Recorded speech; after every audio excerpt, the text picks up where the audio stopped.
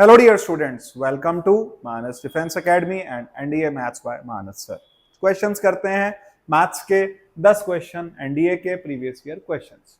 तो पहला क्वेश्चन आता है if 4x minus 5y plus 33 is equal to 0 and 20x minus 9y is equal to 107 are two lines of regression, then what are the values of x bar and y bar? Simply इनको आपने solve करना है। Solve करके x और y की values निकालनी है। इसमें जब मैं 5 की मल्टीप्लाई करूंगा तो ये आएगा 5 4 जा 20x, 20x minus 25y plus कितना आएगा 5 से मल्टीप्लाई करके तो यहाँ आएगा 165 इज इक्वल टू 0। और दूसरी इक्वेशन क्या आ रही है 20x minus 9y is equal to है, तो इज इक्वल टू में इसको भी मैं इक्वल टू में ले लेता हूँ, तो यहाँ आ जाएगा 165 माइनस 165 और यहाँ आ रहा है 107। जब आप माइनस करते हैं तो यहाँ जो टर्म आएगी वो कितनी आएगी, तो यहाँ पर आएगा 16। जब आप माइनस करते हैं तो माइनस 16y और इज इक्वल टू यहाँ कितना आएगा 165 और 107 दोनों को ऐड करना पड़ेगा क्योंकि दोनों ही माइनस के हैं। तो यहाँ आ रहा है 272, तो 272 तो y का वैल्यू आएगा 272 अपॉन 16, वो भी माइनस का, तो y इज इक्वल टू 16 1 जा 16 और जो वैल्यू आ रही है उसके बाद क्या बनता है तो कहता है 162 और उसके बाद हमारे पास आता है 16 जा 16, तो बचेगा कितना, बचेगा 112, 16 7 जा 112। तो ऐसा वैल्यू y का कितना आ रहा है 17। x निकालने की जरूरत नहीं है, ऑप्शन सी करेक्ट है। Let's go to the next question. Question number आता है हमारा 2। In the test in mathematics 20% of students obtained first class if the data are represented by a pie chart, इसको pie chart से दिखाना है, what is the central angle corresponding to first class। तो भाई central angle corresponding to first class में मैं क्या करूंगा 20 upon 100 into 360, तो value will come what 5 से जब मैं डिवाइड करता हूं it is coming 72 डिग्री, तो answer is coming 72 degree, C option is correct. Let's go to the next question. Question number आ गया मेरे पे 3। The mean and standard deviation of a set of values are 5 and 2. If 5 is added to each value, what will be the coefficient of variation for new set of values? तो भाई जो coefficient of variation होगा new set of values, तो हमारे पास mean भी दे दिया और standard deviation भी दे दिया और कोएफिशिएंट ऑफ वेरिएशन पूछ रहा है न्यू सेट ऑफ वैल्यूज के लिए। तो कोएफिशिएंट ऑफ वेरिएशन हम कैसे कैलकुलेट करें, तो हमारे पास में मीन दिया है, मीन का वैल्यू है 5 और स्टैंडर्ड डेविएशन दिया है 2। इसका मतलब क्या है, मीन से सिग्मा एक्स मिल जाएगा और सिग्मा एक्स कितना आएगा 5 इंटू सेट ऑफ वैल्यूज, तो हमने लिख दिया 5n। और उसके बाद दूसरी चीज कि हमारे पास में स्टैंडर्ड डेविएशन कितना है, तो स्टैंडर्ड डेविएशन दे रखा है 2, तो स्टैंडर्ड डेविएशन से मैं क्या कैलकुलेट कर लूंगा, स्टैंडर्ड डेविएशन की वैल्यू 2, तो स्टैंडर्ड डेविएशन होता है sigma x square upon n minus sigma x upon n का होल स्क्वायर। तो मैंने क्या करना है यहाँ पर, और उसका भी स्क्वायर रूट रहता है, तो यहाँ पर सिग्मा की वैल्यू 2 थी तो 2 का square 4 is equal to sigma x square upon n minus sigma x upon n का होल स्क्वायर। तो ये वैल्यू है मीन की। तो मीन कितना है मेरे पास में, मीन की वैल्यू दे रखी है हमारे पास आता है 5, तो 5 का square 25 plus 4 29 is equal to आ गया sigma x square upon N. तो सिग्मा एक्स स्क्वायर की वैल्यू कितनी आ गई मेरे पास 29n। Now what is he asking, covariance, तो कोएफिशिएंट ऑफ वेरिएशन पूछ रहा है। तो कोएफिशिएंट ऑफ वेरिएशन की वैल्यू के लिए ये क्वेश्चन थोड़ा सा गड़बड़ है भाई, नेक्स्ट देखते हैं, इसको बाद में उठाता हूं। Question number 4। A train covers first kilometer, first 5 kilometers of its journey at a speed of 30 and next 15 at a speed of इतना। What is the average speed? Physics जैसा क्वेश्चन है, total distance travelled upon total time taken. तो total distance क्या आएगी 5 plus 15 20 upon 5 by 30 plus 15 by 45।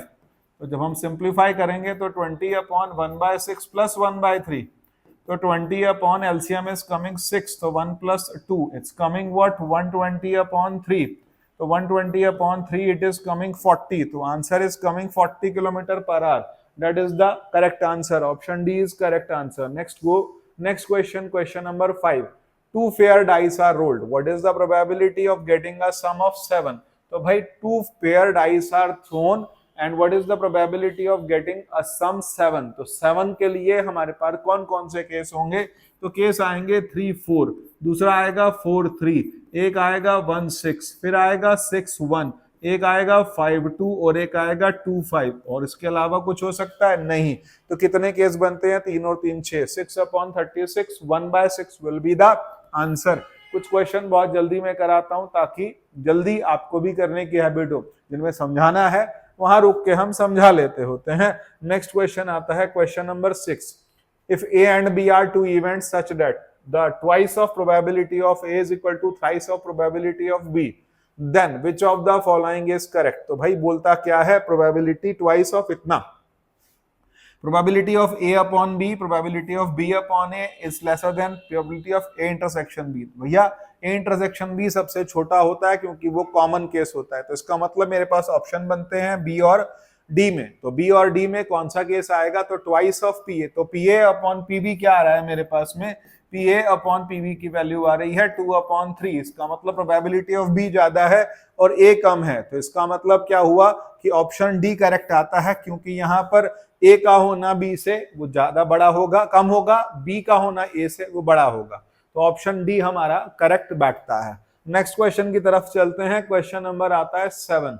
Question 7 क्या कहता है, अ box has 10 chits numbered 0 to 9। First one chit is drawn at random and kept aside, from the remaining the second chit is drawn। और उसके बाद क्या बोलता है, at random what is the probability that second chit drawn is 9। तो भाई पहली chit निकालने की प्रोबेबिलिटी के लिए कुछ नहीं बोला, तो बोलता है क्या, first chit is drawn at random and kept aside, from the remaining a second chit is drawn at random, what is the probability that second chit drawn is 9। तो भाई पहला केस ये आता है कि अगर फर्स्ट वाली ही 9 होती तो सेकंड वाली की प्रोबेबिलिटी क्या होती, 0, तो केस ही नहीं बनता। तो इसका मतलब क्या है कि पहले वाली कोई सी भी निकाली गई हो, लेकिन सेकंड वाली जो है वो क्या है, 9 है। तो इसका मतलब हमारे पास केस कितने बचेंगे, पहले 10 नंबर थे, अब 9 बचे हैं, 9 में से एक निकालना है, 1/9। बहुत साधारण क्वेश्चन की तरह से इसको हम कर देंगे और बी ऑप्शन हमारा करेक्ट आता है। Let's go to the next question, question number 8। The value of -1 plus √3 iota की पावर n और प्लस -1 माइनस √3 आयोटा अपॉन 2 की पावर n। तो मैं एक को लूंगा ओमेगा की पावर n और दूसरे को लूंगा ओमेगा स्क्वायर की पावर n। अब मैं यहाँ पर n की वैल्यू क्या रखूंगा, तो यहाँ एक बात ध्यान रखिएगा कि ओमेगा प्लस ओमेगा स्क्वायर की वैल्यू हमेशा -1 होती है for any value of n। तो आंसर आ गया मेरा बी करेक्ट, -1। अगले क्वेश्चन की ओर चलते हैं। अगला क्वेश्चन आता है 9। What is the value of iota की power 2n, iota 2n plus 1, 2n plus 2, 2n plus 3।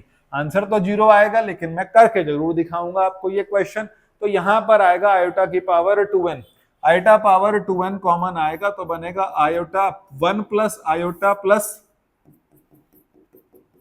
Iota square plus iota cube. तो आयोटा की पावर 2n कितना आएगा, आयोटा की पावर 2n आएगा 1 प्लस आयोटा माइनस 1 प्लस भी नहीं आएगा और यहां वैल्यू आएगी minus iota. Iota iota cut गया, 1 1 कट गया, बाय वैल्यू आ गई मेरे पास में 0। अगले क्वेश्चन की ओर चलते हैं। क्वेश्चन नंबर आता है 10। If the roots of the equation x square plus px plus q is equal to 0 are in the same ratio as that of the roots of x square plus lx plus m is equal to 0, then which of the following is correct। तो भाई दो equations के roots के जो ratios हैं वो आपस में इक्वल हैं। तो पहली इक्वेशन के रूट्स हैं अल्फा बीटा, दूसरे के हैं गामा और डेल्टा। ले लेते हैं तो हम लगाएंगे componendo and dividendo. Componendo and dividendo का मतलब होता है न्यूमरेटर और डिनोमिनेटर को एक बार ऐड करेंगे, न्यूमरेटर डिनोमिनेटर को एक बार सब्ट्रैक्ट करेंगे। मैं इसी की वैल्यू को लिख दूंगा alpha plus beta upon square root of alpha plus beta का whole square minus 4 alpha beta, और यहां पर आएगा gamma plus delta upon square root of gamma plus delta का whole square minus 4 gamma delta. अब यहां पर वैल्यूज लगाऊंगा, अल्फा प्लस बीटा की वैल्यू मेरे पास कितनी आएगी, तो कहता है पहली इक्वेशन में minus p upon square root of, यहाँ क्या आएगा माइनस पी का स्क्वायर माइनस 4q, तो p square minus 4q is equal to gamma plus delta क्या आएगा, यहाँ पर आएगा minus l upon square root of l square minus 4m। तो जब हम इसको सिंप्लीफाई करेंगे तो p square upon p square minus 4q is equal to l square upon l square minus 4m। जब मैं इसको फर्दर सिंप्लीफाई करूंगा, रेसिप्रोकेट करूंगा, तो p square minus 4q upon p square is equal to मेरे पास आ जाएगा l square minus 4m upon l square. जब टर्म्स अलग हो जाएंगी तो 1 minus 4q upon p square is equal to 1 minus 4m upon l square.